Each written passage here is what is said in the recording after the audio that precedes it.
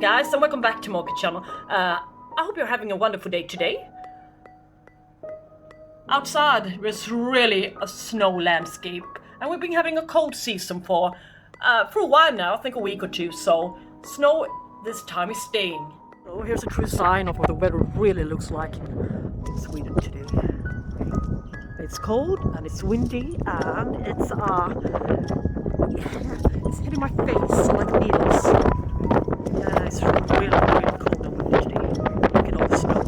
It's amazing in a way, so I do love it. The kids love it. Yeah.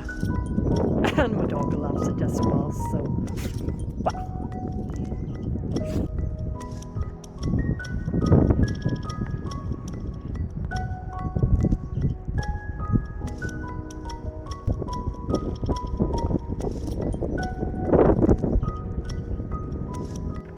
Oh, it's so cold. And I still got 1 hour left to walk with my dog. I'm freezing to the bone. Yeah, but I'm happy anyways, since my orchids they really think it's summertime or springtime or whatever, because all of my Cattleyas in my living room window are doing so great, as well as growing. They're growing roots and new growth. This growth here, my purpurata, is new and is producing another one there. And this one is producing a sheath. This one is producing a nice new growth. This one is growing roots like crazy everywhere. This one is outgrowing its pot. So I have to do something about this guy. This one is now developing its two new growth. Since it didn't have any roots before, it's one of my Brazilian import orchids. So now the orchid has got enough strength to really develop its nice new growth here to the maximum. I think it's going to be a good new cane. This one is also outgrowing its pot. Even though I made a quick repotting on this guy this summer, it's a Schwerter purchase.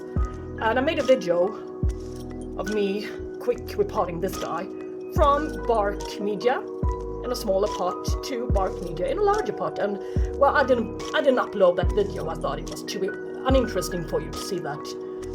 It did not do anything for me to watch that video, so I assumed it wouldn't do anything for you either. So now you're able to see me doing a repot on this orchid anyways. And this one is also growing roots like crazy, but I will wait to repot this guy for a while.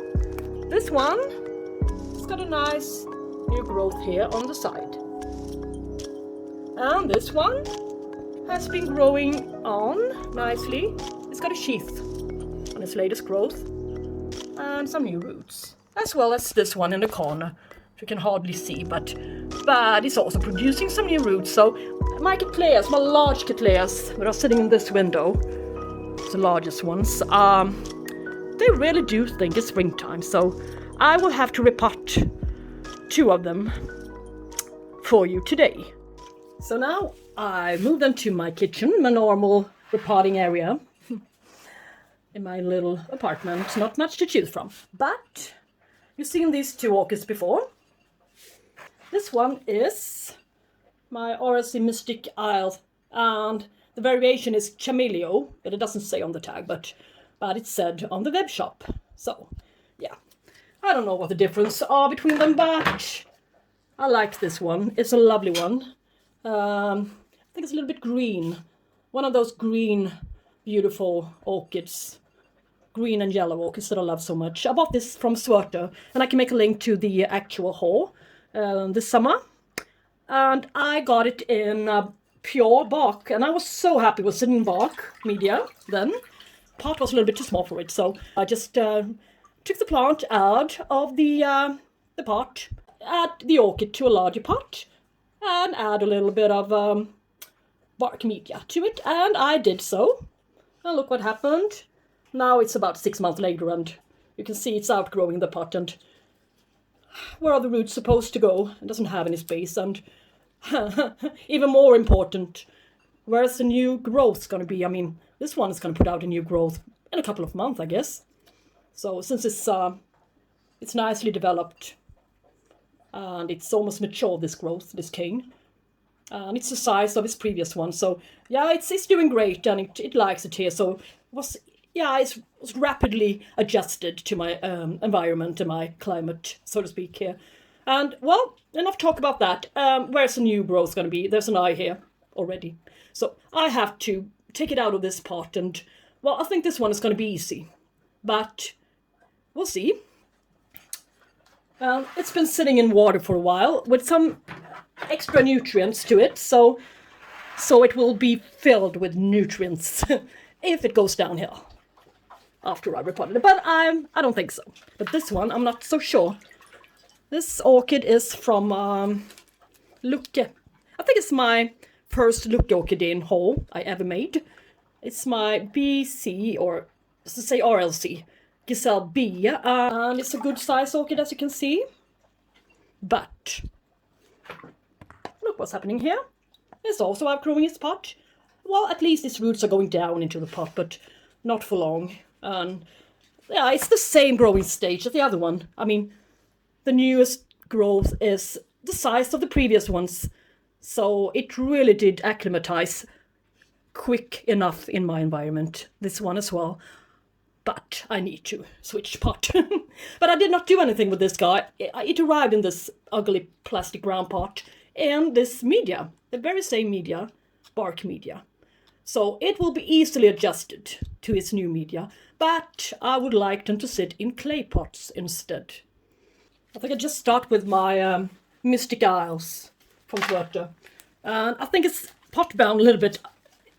It's quite difficult to get it out. So I have to squeeze the sides of the pot a little bit, I think, to get it out. Oh no, it's not getting out anyways. But yeah, perhaps. Maybe the roots are clinging on to the side. It's not a good thing with all its new green root tips and everything. I will have to be a bit careful here. But there are many in numbers, but I think I have to use a tool. Perhaps a wooden tool. Well, I lost a few root tips here. Well, I guess this was a little bit inevitable, but this is what they say about clay pots. That's the funny part of it all. I mean, I did my very best to remove this one. I even used my wooden tool in order to not be too rough with it, with sharp tools and everything, but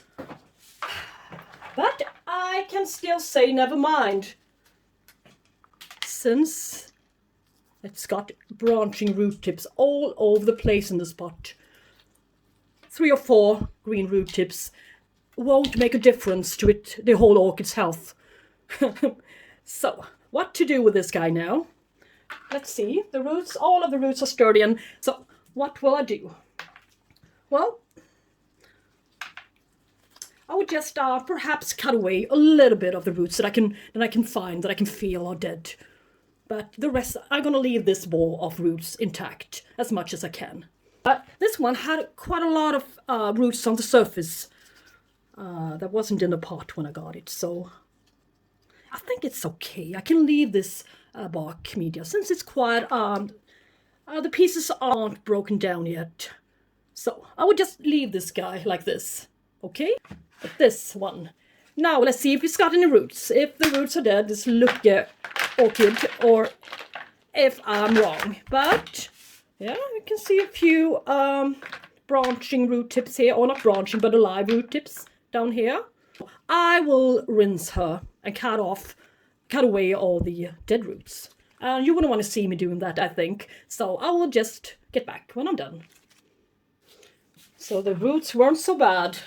Well, I didn't cut off any of the old roots yet, but there weren't so many in numbers as I suspected. Yeah, perhaps this one, yeah. Every time you repot a Cattleya orchid, you will get dead roots. More or less, I mean. Sometimes more and sometimes less in numbers, but you cannot avoid it, so yeah. This is quite okay. So this one, now I'm certain that this one didn't come from a Brazilian import.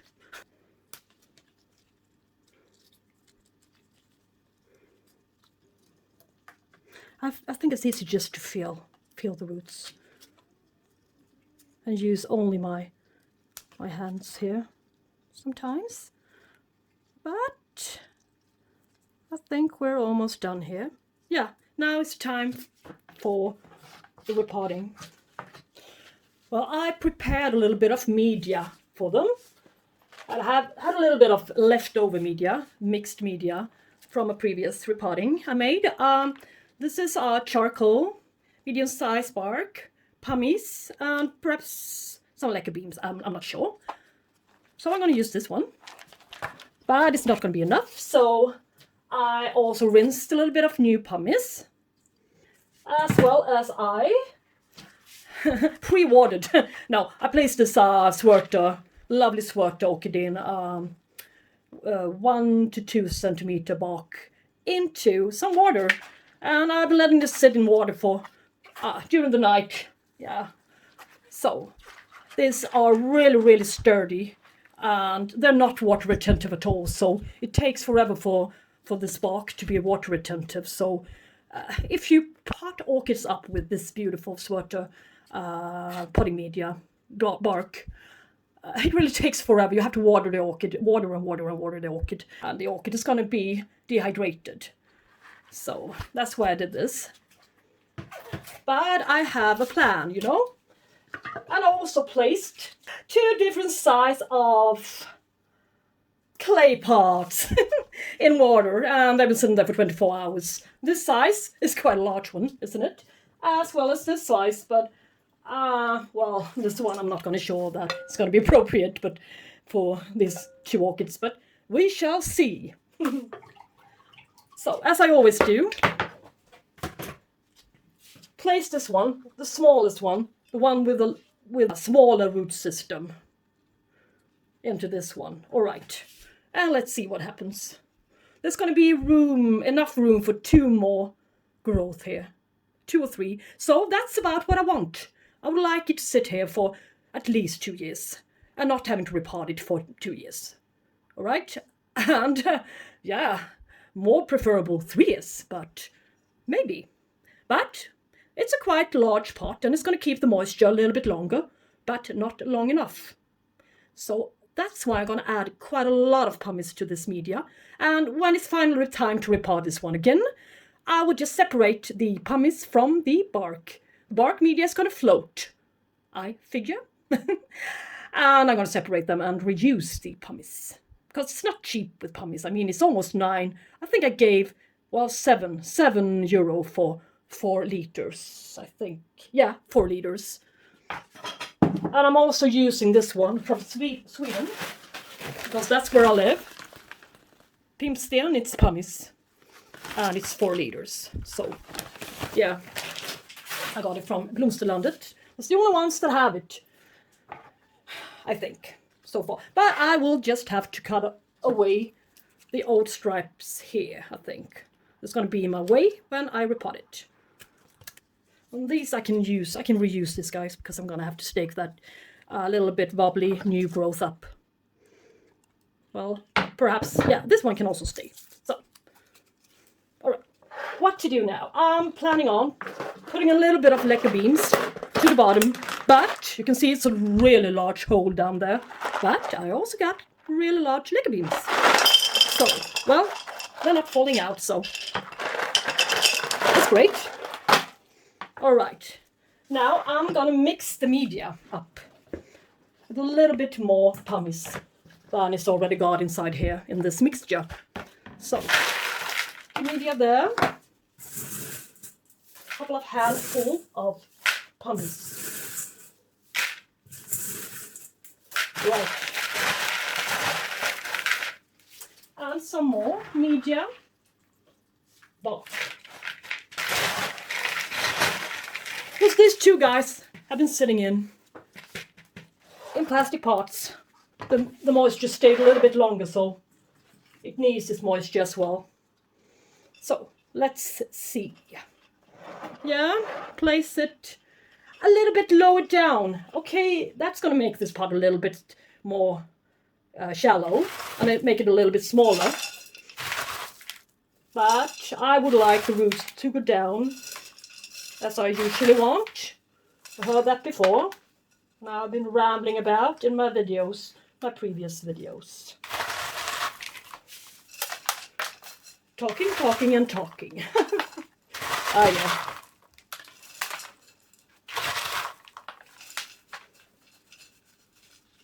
I think this pot is not too big for it. I think this pot is perfect for these guys. These guys, I might add. Not only this one.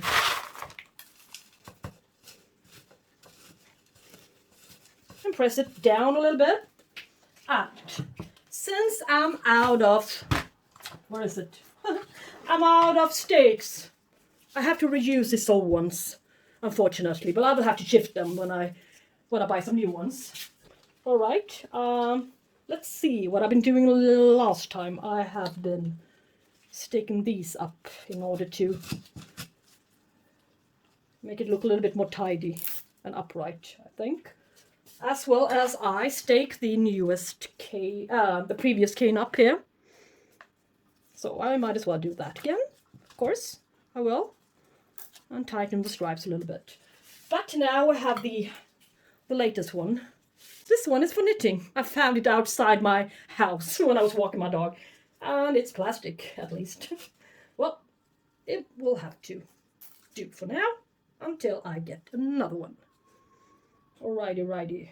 Maybe I can just place a little stick that I use for my barbecue on the other side for now.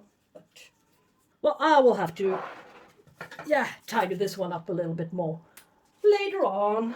Alright, it's all of a sudden it's a much nicer plant. It's a more full Cattleya, I think. This Blc Giselle B from Lucke. And as I said, I'm going to make a link to the video of the orchid haul from Lucke. I made this last summer. Not this summer, last summer. Alright, over to the other one. Let's take the clay pot out of the water. Now the pores are filled with water and this pot is going to be a little bit more water retentive. We'll keep a little bit more moisture for a little bit longer. Right? And the same procedure as the other one. Some Lucke in the bottom, this large size Lucke. And see. Take the lovely orchid and place it. And now I think, no, I will have to release it back here. No, it's no other way. If I would like to have this orchid in this pot for a while, I surely have to release the roots a little bit. That wasn't my idea, but sometimes while you're at it, you encounter a few problems and difficulties. So now I did the best I could with this orchid. I released the backside a little bit more. I wouldn't want to dig into it more than this, right? But at least now I can really press it better to the backside. And that will make a difference of 1 or 2 years. So I wouldn't have to repot this guy next year as well. And you can see the newest growth is here. It's got an eye here, so it's got to have enough room here, and the growth after that could come out this way or the same way. But it's gonna be, it's gonna hold this one for 2 years at least, at the minimum. Yeah. And the media is going to be more water retentive since I'm using this fair amount of pumice in my mixture as well. So a little less media that can be able to break down. So this pumice is an inorganic media. All right. I think I'm pleased. And I think we're done. And I'm going to buy some more of these barbecue sticks or steaks. They're going to get them again in the store in March. And they're going to have that one for the rest of the year, they said. Keeping the good barbecue sticks all year around, it's a good thing. So, to encourage people to barbecue a little bit more and stay on the outside. if they would like to accompany each other. Right? Yeah. Well, I would just, I will have to fix this a little better later on, but I can tie this cane to the other one for now. But it sure is a nicer plant now, and tidier, nicer, not so flimsy plant now, I think, than it was before. So, I like this repotting. I think it was a good thing. Now you can see it more properly. This one, this Blc Mystic from Schwerter. This green, yellow-green, lovely Cattleya. As well as the previous one, this one from Lucke, Blc Giselle B. Alright, so what's this? I just thought I'd make a little quick adjustment to what I said about this one in my previous winter repotting session. Part 1 about this non-orchid. This lovely Clivia Miniata. It says on the tag here, Clivia Miniata. And I thought it said Olivia Miniata. Yay! Because my eyes were playing tricks with me. My eyesight is getting, worse and worse for every day. I've never wore glasses before, and I'm not wearing glasses yet, but perhaps I shall. But anyways, the woman in the garden center where I got it, I asked her about this one, about watering routines, and as well as how often it will bloom for you and from where. So I asked if this one was gonna bloom from the same spot here in the middle one more time and develop another spike. Perhaps, in a couple of months or in a year or whatever. But she told me no. So, okay, I said that, and she told me that I had to produce some more and some new growth from the base in order to see it in bloom again. So I just believed her. But I didn't do much reading before I showed her to you, and another YouTuber wrote in the comment section that it really can bloom from the same place one more time. So, and yes, so I read about it a little bit at a website that I usually buy orchid fertilizers and stuff from. Quite a lot of orchid equipment, and that website is called växthuset.com. It's a Swedish website, and I read about this Clivia Miniata there, and it says that is an Amaryllis alliance, Amaryllidaceae, and it doesn't like to be placed in direct sunlight, so you can keep it in a north-facing, west-facing, or east-facing window, and it can thrive if you put it outside in the shade, a shady position outside during the summertime, and bring it inside when the weather forecast says that there's going to be some frost coming up. So you better bring it in then, of course, and that will encourage it to bloom again for you. The lower night temperatures and the lower temperatures overall during autumn. And you should use a fertilizer with low in phosphor every other week during the growing period, which is February to September, it said. And you should keep the soil damp